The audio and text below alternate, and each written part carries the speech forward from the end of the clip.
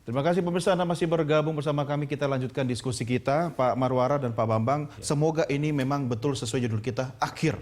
Ya, kalau ini bukan akhir, apakah ada awal yang baru?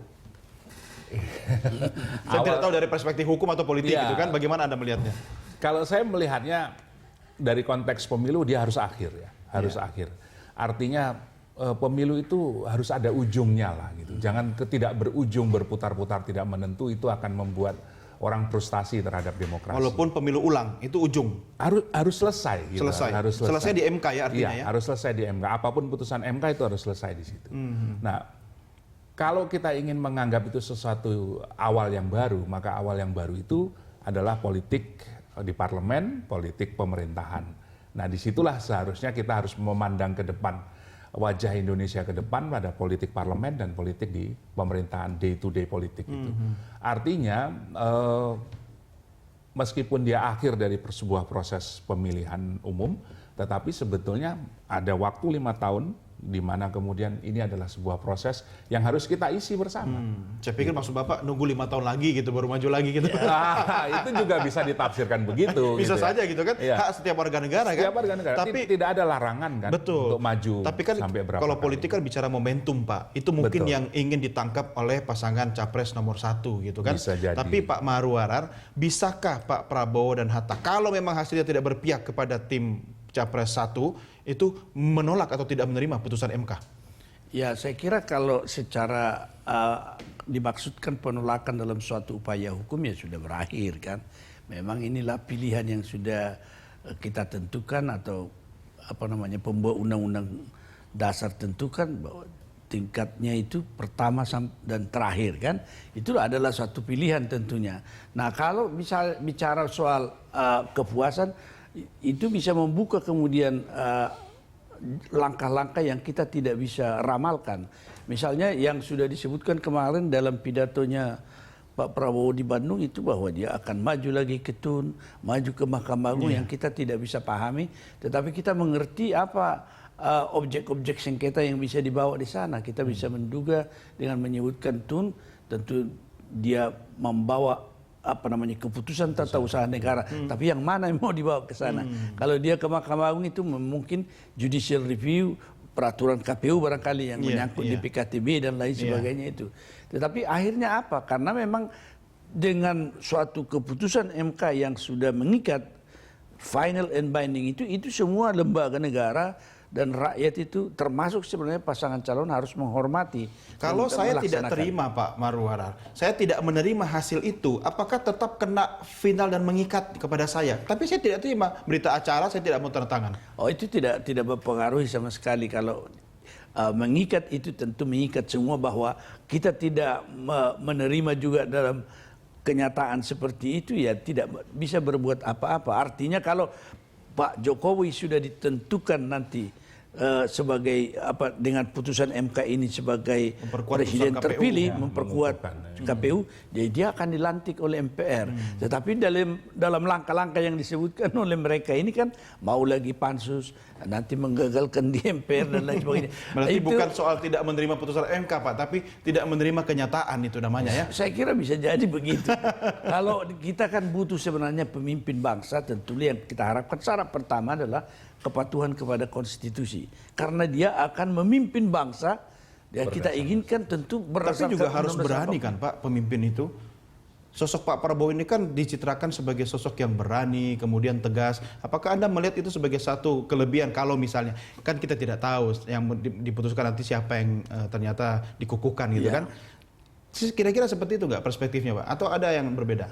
Saya kira ukuran keberanian atau aspek daripada keberanian yang kita butuhkan sekarang dalam tingkat pembangunan kita ini sebenarnya bukan hanya keberanian dalam perang, kalau mungkin dia sudah memiliki suatu track record di situ, tetapi sekarang dalam masa damai dan kita membangun dan juga dalam demokrasi itu sebenarnya salah satu keberanian itu menerima kenyataan yang ada sekarang itu merupakan suatu berani menegakkan konstitusi sebenarnya ya. Berani patuh pada konstitusi. Patuh, ya. Bapak, komentar Anda? Saya setuju kalau bahwa berani itu harus dalam konteks ya berani menegakkan aturan, berani menegakkan hukum, termasuk berani atau patuh kepada konstitusi. Ya itu hal yang sekarang ini sedang kita bangun ya. Demokrasi kita itu diletakkan di atas hukum, di atas negara hukum, dan hukum yang paling tinggi saat ini adalah konstitusi. Dan putusan Mahkamah Konstitusi pasti akan mengacu pada konstitusi kita, Undang-Undang Dasar 45, dan itu yang harus menjadi sikap para pemimpin. Bisakah Pak Bambang, kalau seorang calon presiden ternyata tidak patuh pada konstitusi, termasuk di dalamnya hasil putusan Mahkamah Konstitusi yang merupakan final dan mengikat, ke depannya ketika dia berkuasa, dia bisa menabrak semua aturan konstitusi? Nah, itu yang paling berbahaya sebetulnya. Jadi konstitusi itu bagaimanapun adalah bagian dari upaya kita membatasi kekuasaan. Rambu ya? Rambu. Orang berkuasa harus ada batasnya, dan batas itu harus tertulis dan harus dipatuhi oleh dan diawasi. Diawasi juga oleh elemen-elemen yang lain. Nah, kalau orang seperti itu bisa nggak diawasi, Pak? Nah, itu yang berbahaya saya pikir. Pak Marwara ketawa aja dari tadi. Pasti ada pengalaman dalam sidang-sidang perkara pemilu seperti ini, Pak ya. Kalau di pemilu kada misalnya, Pak, ada kasus-kasus serupa nggak sejenis seperti ini? Oh, banyak. Yang tidak mau menerima kenyataan. Tapi kan tidak sampai selisihnya berjuta-juta kan? Oh, tidak. Cuma ratusan atau ribuan gitu ya. Kalau kita punya provinsi kan, kecuali Jawa itu kan jumlah penduduk kadang-kadang tidak. Bahkan ada satu kabupaten di satu daerah ini hanya 100.000 penduduknya, bisa jadi kadang-kadang relawan yang memihak kepada satu pihak atau tim suksesnya bisa jadi 80.000. Jadi bisa bayangkan itu. Itu apa artinya? Tidak terima juga hasilnya. Ya, dia misalnya dikalahkan, tapi tidak terima, kemudian sampai sekarang belum berakhir. Saya kira ini jangan menjadi beginilah, saya kira Pilpres kita. Ini adalah pembelajaran bagi seluruh bangsa Indonesia. Tapi apakah Anda setuju Bapak-Bapak sekalian bahwa sebenarnya yang harus menarik pelajaran berharga adalah bukan cuma bangsa Indonesia, tapi kedua pasang calon presiden ini, Pak Bambang? Saya sangat setuju. Jadi yang paling penting dari proses di MK ini, yang paling penting harus belajar pastilah pemohon, termohon, dan pihak terkait. Pemohon, mereka yang mengajukan gugatan itu, mereka pasti harus belajar banyak tentang konstitusionalitas itu.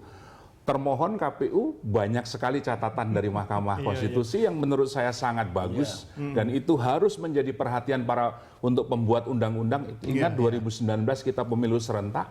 Artinya kita bicara upaya meningkatkan kualitas pemilu, dan itu adalah tanggung jawab dari pembuat undang-undang, dan KPU selaku pelaksana undang-undang harus betul-betul mencatat garis bawah dari mahkamah. Pihak terkait, pihak yang menang pun belajar mestinya. Ternyata banyak hal bisa dipersoalkan, dan ketika nanti dia berkuasa, dia mestinya juga mendukung upaya-upaya perbaikan yang jadi catatan mahkamah tadi. Atau kalau mau maju lagi di berikutnya harus lebih siap-siap. Harus lebih siap begitu. Betul. Bagi hakim konstitusi sendiri, Pak Marwara, Anda kan pengalaman menjadi hakim Mahkamah Konstitusi. Apakah kasus seperti ini merupakan perkara yang sebenarnya sudah bisa ditebak, diduga, bukan perkara yang berat sekali, atau sebenarnya ada faktor intervensi dalam tanda petik karena ini kasus politik tinggi? Jadi kalau di MK itu bukan karena memang jabatan presiden itu merupakan jabatan yang high profile menyebabkan kasus itu menjadi kasus yang sangat sulit. Saya kira juga tidak. Ya sama dengan pilkada yang ada itu, dia komplikasinya tingkatnya begitu. Hanya jumlah pemilihnya barangkali yang menjadi besar. Yang kedua, tingkat emosinya bisa tinggi karena ini menyangkut kepemimpinan secara nasional. Saya kira tidak begitu sukar kalau bagi hakim MK dengan memiliki suatu pemahaman tentang pemilu, demokrasi, dan konstitusi.